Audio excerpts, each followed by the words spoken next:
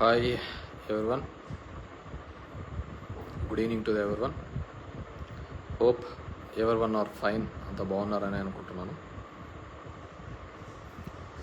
So ఈ couple of days తర్వాత అసెంబ్లీలో జరిగిన పరిణామాలు కానీ లేకుంటే బయట జరుగుతున్న పరిణామాలు కావచ్చు, జస్ట్ అలా షేర్ చేసి మాట్లాడదామనే ఉద్దేశంతో ఈ వీడియో పెట్టడం జరుగుతుంది. సో 2024లో ఒక మ్యాండేట్ ఇచ్చినారు, జనాలు మ్యాండేట్ ఇచ్చినారు. సో దాంట్లో కొంతమంది ఇట్సే ఈవీఎంల వల్ల అనేది ఉంది, 49 lakh ఓట్స్ మ్యానిపులేట్ అయినాయి అనేది. స్టిల్ అది ఇంకా ఒక కంక్లూజన్ కోసం అన్ని పార్టీలు మాట్లాడుతున్నారు. అఖిలేష్ యాదవ్ లాంటి వాళ్ళు అయితే నా దాంట్లో 80కి 80 వచ్చినా కానీ నేను ఈవీఎంస్ని అయితే నమ్మే పరిస్థితి లేదు అనే పద్ధతిలో. So I do also believe EVMs అనేది ఇట్స్ ఇదనేది వాట్ ఎవర్ మేబీ. గతంలో చంద్రబాబు నాయుడు బాగాలేదన్నారు, ఇప్పుడు బాగుందంటున్నారు. నేను ఎప్పటికీ ఎలక్ట్రానిక్ డివైజెస్ అనేది మేనేజ్ చేయొచ్చు, మ్యానిపులేట్ చేయొచ్చు అనే దాని మీద నేను పూర్తిగా నమ్ముతాను. So what ever maybe, good or bad అనేది తర్వాత తెలియనుంది. అండ్ కమింగ్ టు ప్రజలందరూ కూడా, మనమందరం కూడా అనుకునే విధంగా అది కానీ లేకపోతే చంద్రబాబు నాయుడు ఇచ్చిన హామీల వల్లనో ఇంకోటో దానివల్లనో వేసినారు అని ఒక భావన కూడా అందరిలోనూ ఉంది. ఇది కానీ ఆయన ఈ హామీలు నెరవేర్చడం లేదు. ముఖ్యంగా అమ్మఒడిని కావచ్చు, ఇలాంటివి అవన్నీ తీసేస్తున్నాడు అని చెప్పేసి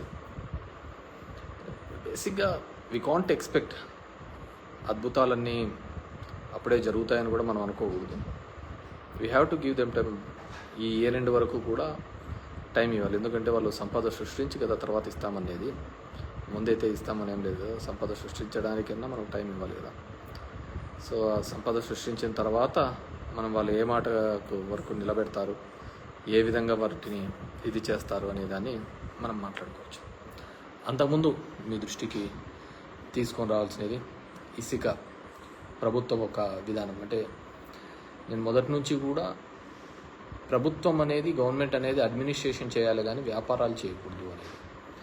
దాంట్లో 2 బిగ్ మిస్టేక్స్ వచ్చి, ఒకటి ఇసుక, మందు. ఆ 2 వ్యాపారాలు గవర్నమెంట్ చేయాల్సిన వ్యాపారాలు కాదు, అది థర్డ్ పార్టీ చేయాల్సిన వ్యాపారాలు, మనం అడ్మినిస్ట్రేషన్ చేయడం. దానివల్లనే మొత్తం చెడంతా మూట కట్టుకున్నామనే ఒక అపవాదం ఉంది.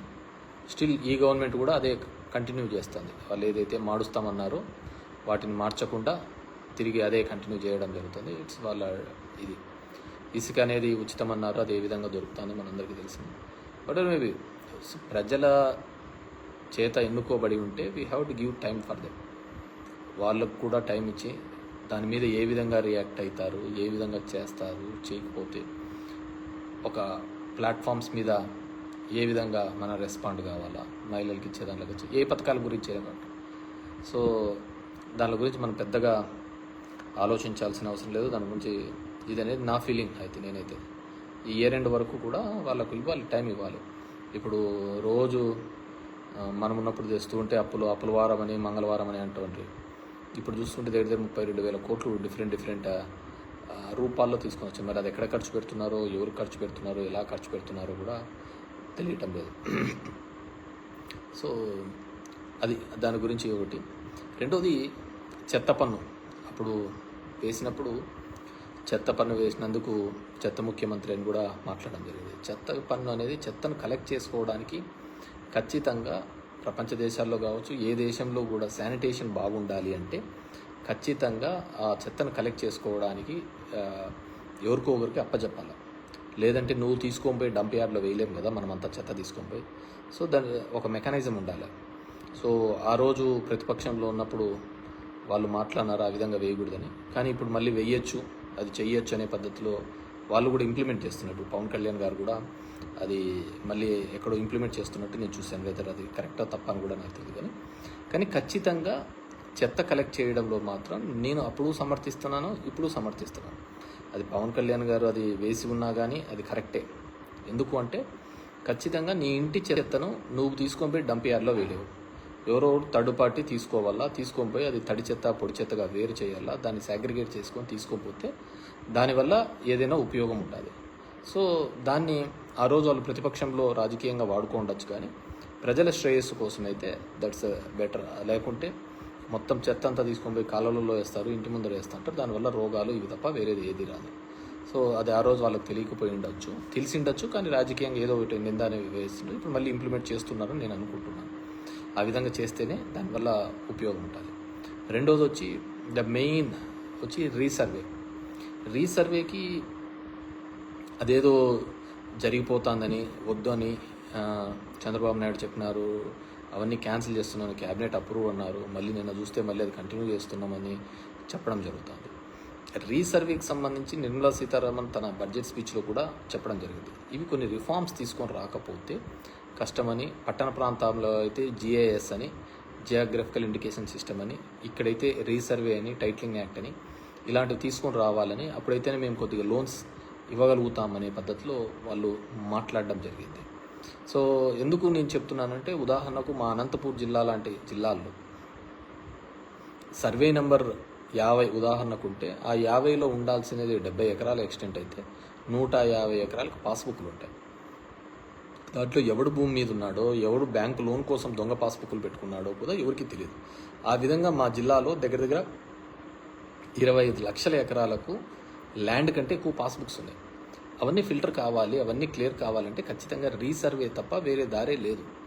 అది 100 years బ్యాక్ మనకు ఒకసారి రీసర్వే జరిగింది బ్రిటిష్ కాలంలో, మళ్ళీ ఇప్పుడు రీసర్వే జరుగుతుంది. అంటే భూమి ఎంతైతే ఉన్నామో, ఫీల్డ్ లెవెల్లో ఎంతైతే భూమి ఉంటుందో వాటిని గుర్తించి చేయడం. కానీ పొలిటికల్గా వాడుకొని వాటిని ఆ విధంగా చేయకూడదు, రీసర్వే అనేది నిలిపేస్తాము, దీనివల్ల అందరికీ ఇదని, మీ భూములన్నీ జగన్మోహన్ రెడ్డి తీసేసుకుంటాడని ఒక నెగిటివ్ ప్రచారం అయితే మొదలు పెట్టడం జరిగింది. ఏ విధంగా తీసుకుంటాడు జగన్మోహన్ రెడ్డి? పేదలకు ఇచ్చిన భూములే రిజిస్ట్రేషన్ చేసి ఇచ్చినాడు. అలాంటిది ఏ విధంగా తీసుకుంటాడు అనేది కూడా ఆలోచించలేరు అనుకుంటే డెఫినెట్గా నిజం నోరు దాటే లోపల అబద్ధం ఊరంతా చుట్టేసుకొని వచ్చినట్టు జరగాల్సిన నష్టం జరిగిందనేది అందరి యొక్క భావన. కానీ రీసర్వే లాంటివి డెఫినెట్గా ఇట్స్ అ రిఫార్మ్, అలాంటివి జరిగే తీరాలి. ఎందుకంటే దానికి గవర్నమెంట్ షూరిటీగా ఉంటుంది నీ టైటిల్కి. దానివల్ల 95% సివిల్ పంచాయతీలు, సివిల్ కోర్టులో డిస్ప్యూట్స్ అన్నీ తెగిపోతాయి. ఫీల్డ్ మీద భూమి లేకుండా చాలా పాస్బుక్స్, ఇప్పుడు మా జిల్లా చూస్తే 50 లక్షల ఎకరాలకు ఉదాహరణకు భూమి ఉంటే ఫీల్డ్ లెవెల్లో 75 లక్షల ఎకరాలకు పాస్బుక్లు ఉన్నాయి. సో అవన్నీ ఫిల్టర్ ఏ విధంగా అవుతాయి?